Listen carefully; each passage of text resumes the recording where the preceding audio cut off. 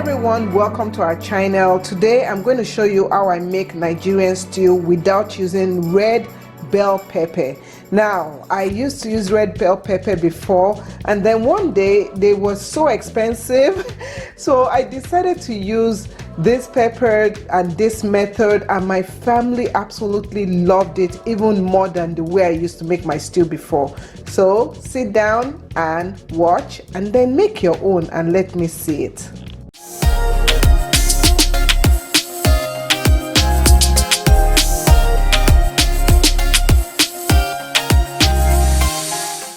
So to start off making your stew, you will need pepper like this. This pepper is the one that I use. It's called chili guajillo. I know I'm not saying it right, but this is what it looks like in the packaging.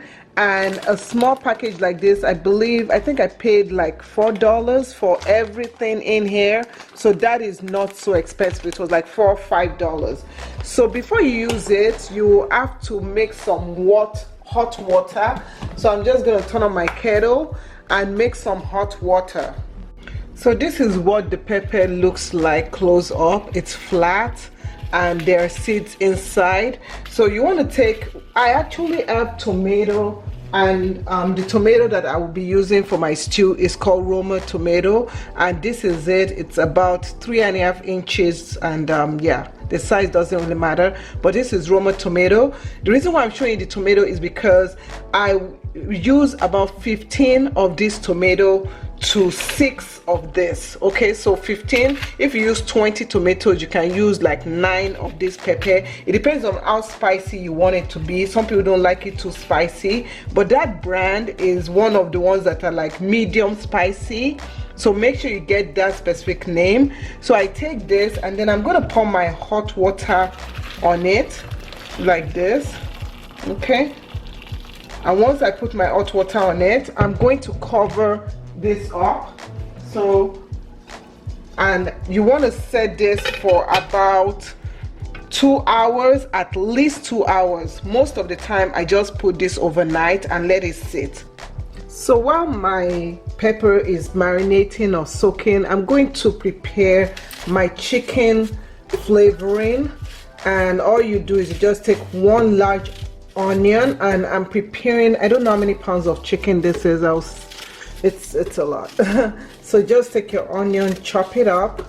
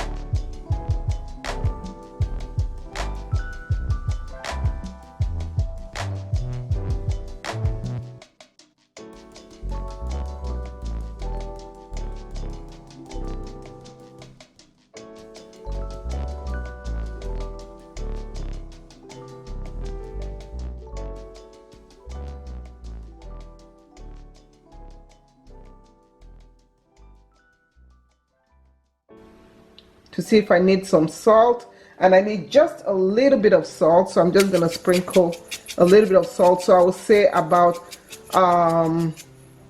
half a teaspoon. Yeah, about half a teaspoon of salt. So just mix that in good.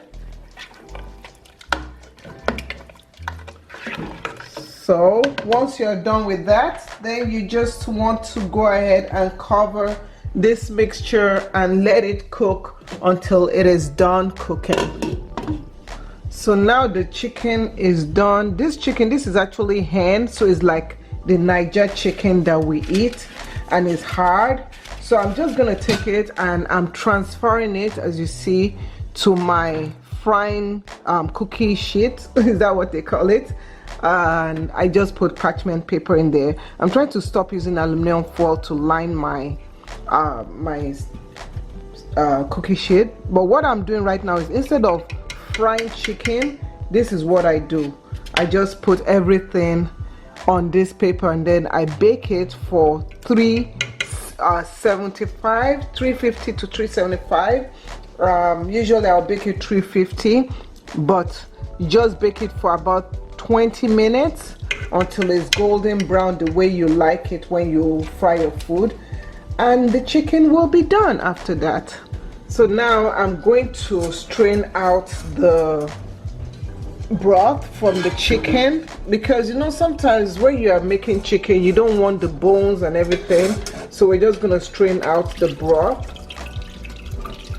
so that all the little pieces of bones are not in there. If you don't do this, especially if you are using raw ginger, you're gonna have a lot of ginger mixtures in your soup, which I don't think you want. So you see all this stuff, you don't want it, okay?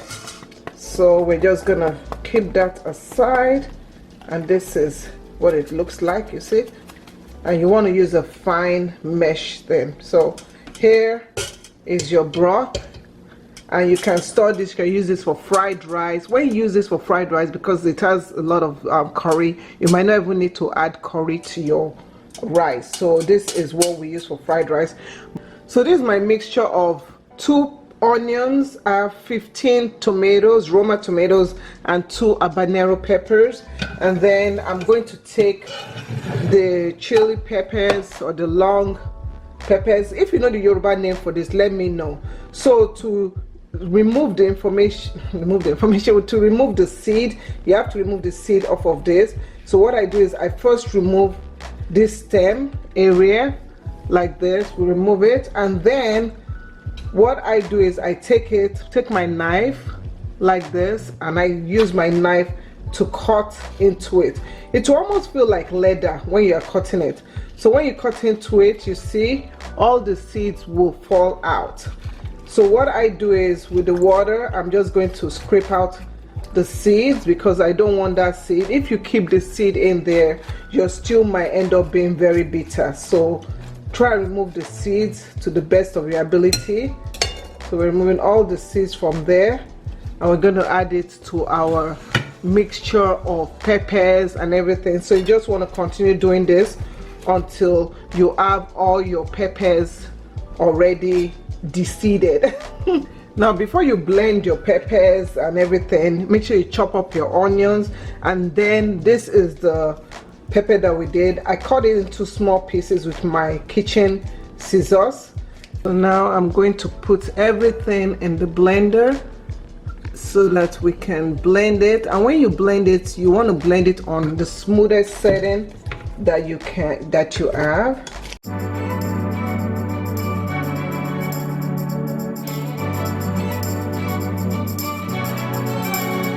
So after blending the pepper, what I'm going to do is I'm just going to cook the mixture so you can see how it looks like.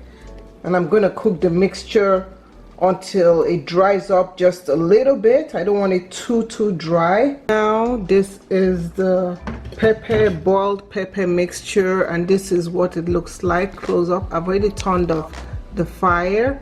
So that's what it looks like. For this pot, I will be adding some vegetable oil to it. I'll say about a cup of vegetable oil. and I'm going to heat that up. Okay, so to the hot oil, I'm going to add half an onion to that, and I'm going to let that cook for about 2 minutes.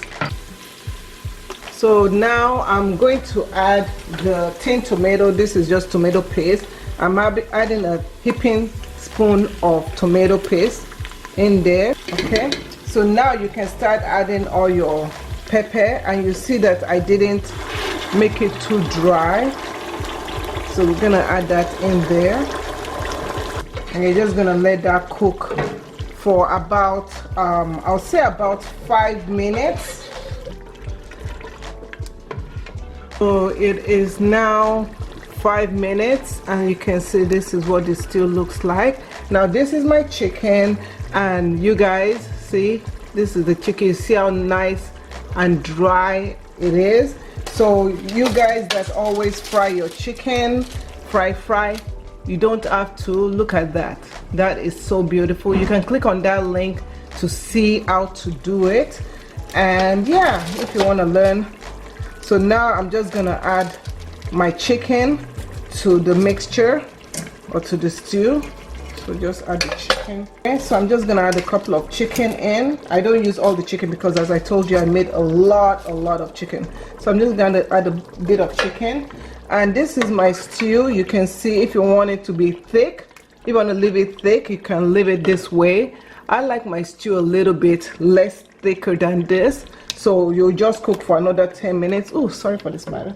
But I always add a little bit of that broth, you know, just a little bit of the broth, chicken broth, to it.